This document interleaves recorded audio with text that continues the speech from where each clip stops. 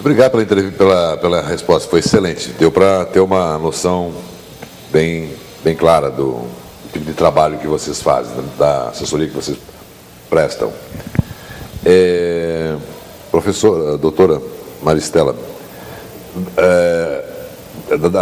identificado a metodologia, os níveis, chega-se a algum indicador, alguma solução, como é que chama isso?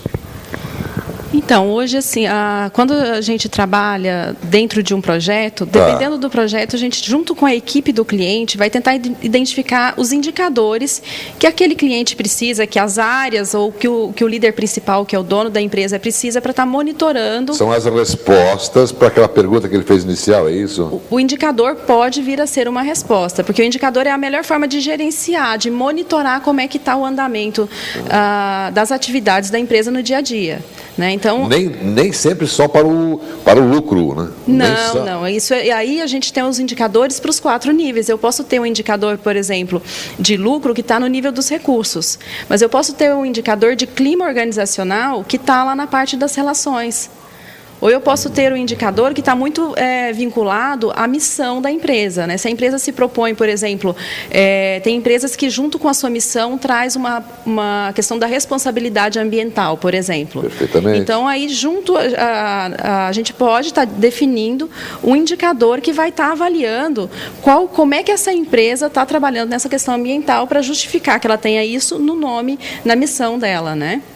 Então, assim, tem indicador para os 4 níveis. Pode estar relacionado tanto à parte da identidade, à missão, aos valores da empresa, como também à parte de relações, que seria o clima, a comunicação. Como é que tem vários indicadores que a gente pode estar utilizando para medir como é que está o fluxo de comunicação interno, né? Uhum. E além dos mais comuns, é claro, que são os indicadores financeiros, de lucratividade, de mensurar o orçado realizado, enfim, aí as pessoas estão mais acostumadas hoje a trabalhar com essa parte de indicadores, né? Mas não se restringe a isso.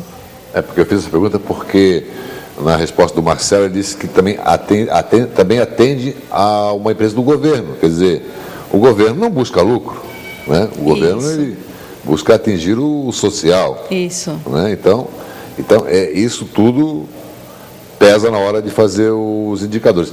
Pode-se ranquear esses indicadores, doutora? Isso.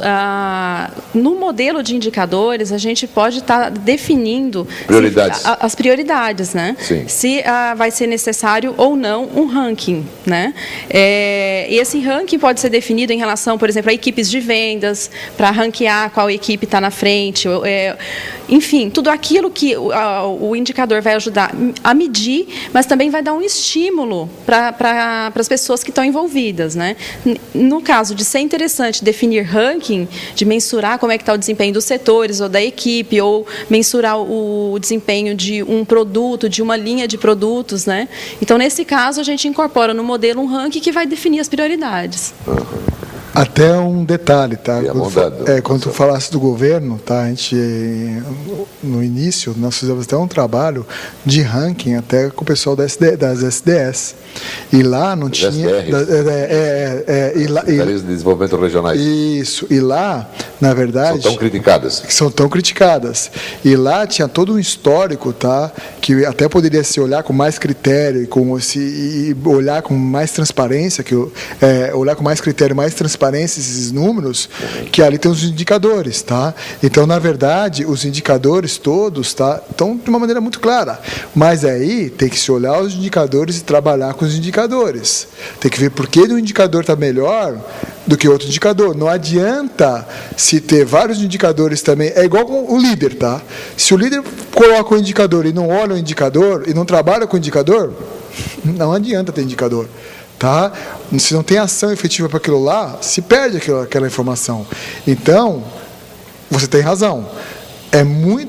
O ranking, tu pode ranquear isso aí, como no exemplo, também existiu, tá? Um ranking, para verificar como é que estão as ações internas, de diferentes áreas, diferentes setores. E tudo depende muito do peso, né? Essa questão do ranking, a gente conseguia enxergar qual que era a melhor região no estado. E por que era melhor? Dá para enxergar isso aí. Por quê? Por que é melhor? Depende do plano de ação que foi desenvolvido ali. Mas tinha muito a ver com a liderança do setor e da área. Tá? Regional. Da competência, da proatividade, da cobrança, da gestão. Tem um detalhe importante de gestão que não tem como a gente fugir. A informação, ela só é válida, ela só é implantada se alguém olha, se alguém decide com aquilo lá em mãos. Senão, nada vale. Se você pega uma informação em qualquer setor, em qualquer área, implantação de software, implanto de software desde 94, já implantei software em várias empresas, pequenas, médias e grandes, a grande diferença é quem é o gestor que vai olhar aquele dado, quem vai meter a mão naquilo ali. E aí tem que ter coragem, porque às vezes o problema não está em recurso, nem em processo, está nas relações. E não está nem nas relações, está na identidade. Então aí vai muito se você realmente quer ter aquela informação ou não. Então é importante sempre estar muito claro isso. Doutora, tem bondade? Tem uma questão que é importante, assim, quando a gente está falando de qualquer tipo de mudança, seja mudança nos processos, ou a entrada de um novo software na empresa, ou mudança societária dentro da empresa, uma fusão, junção de empresas, né, aquisições, enfim. Por trás disso tem as pessoas.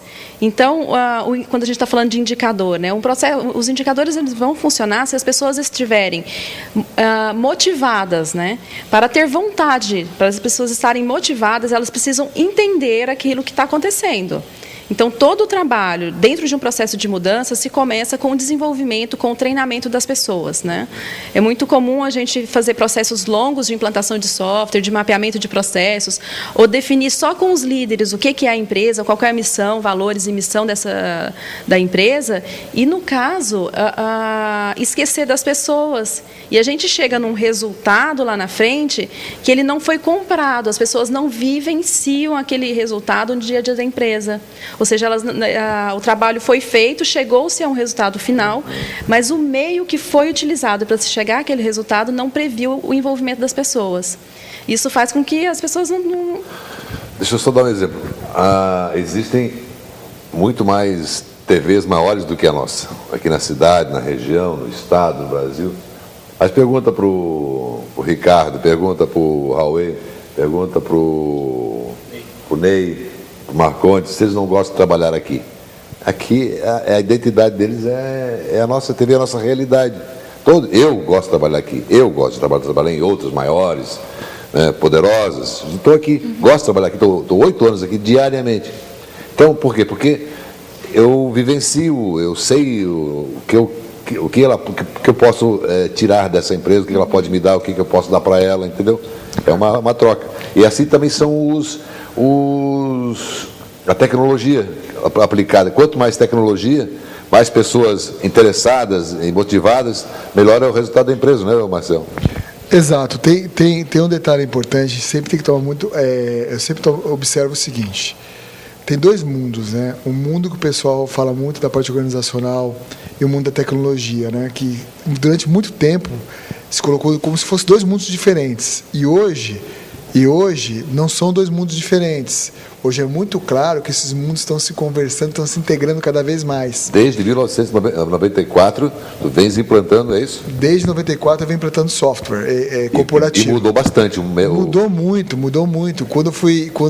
Hoje eu escuto falar muita coisa que na época... Quando a gente falava, tá, o pessoal dava risada. Então, mudou muito. Hoje, a questão humana, a questão de valorização, de enxergar que é importante o envolvimento de maneira... E não é só de maneira prática, tá? E não é por discurso. Não tem... O discurso, ele morre muito rápido. Porque o discurso, ele dá o impulso, mas não dá continuidade. A ação efetiva que é importante. Então, hoje, a tecnologia ela vem para ajudar. Não é essa questão A tecnologia, ela vem me ajudar na questão prática de deixar claro e conscientizar os fatos. Então, hoje, a gente tem que levar isso muito em consideração. A tecnologia está aí, não tem como viver essa tecnologia hoje. E vai vir cada vez mais. Mas o humano também está aí. E cada vez mais tem que ficar saudável e trabalhando numa organização que, principalmente, leve em consideração uma identidade. Eu costumo falar que A organização, as empresas, cada vez mais elas vão ter consciência, através dos seus valores, da tua visão e da tua missão, do papel deles social. Cada vez mais haverá um apelo forte para isso, desde a empresa pequena, média e grande, como tu deu exemplo daqui, entendeu? Com certeza, as pessoas que trabalham aqui levam os valores daqui para fora. Com certeza. Que vêm aqui. Justamente. Então, isso cada vez mais. Quando a gente começar a ter consciência disso, de uma maneira clara, cada vez mais vai ficar forte isso. Como é que o telespectador, o assinante, pode entrar em contato com a NPU, doutora Maristela? Através do nosso site, a gente tem as informações bem atualizadas, que explicam um pouquinho a nossa metodologia, qual é a nossa forma de trabalho. Então, o site é o www.npu.com.br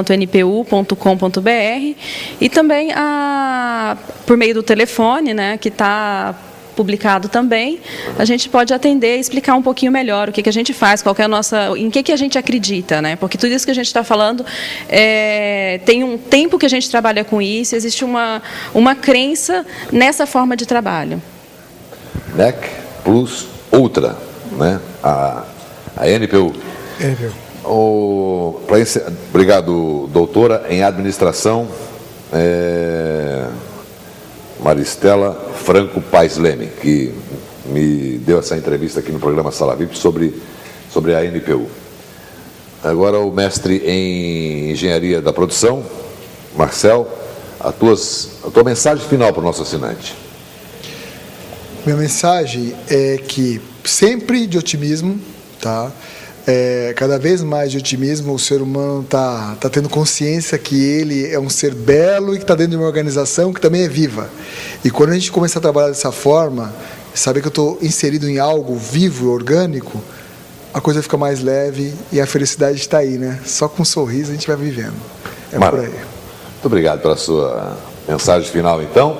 O programa Sala VIP fica por aqui. Esse foi o Marcel Pedral Pinheiro Rodrigues, mestre em Engenharia da Produção, um dos diretores proprietários da NPU, a NEC Plus Ultra, empresa especializada em trabalhar com software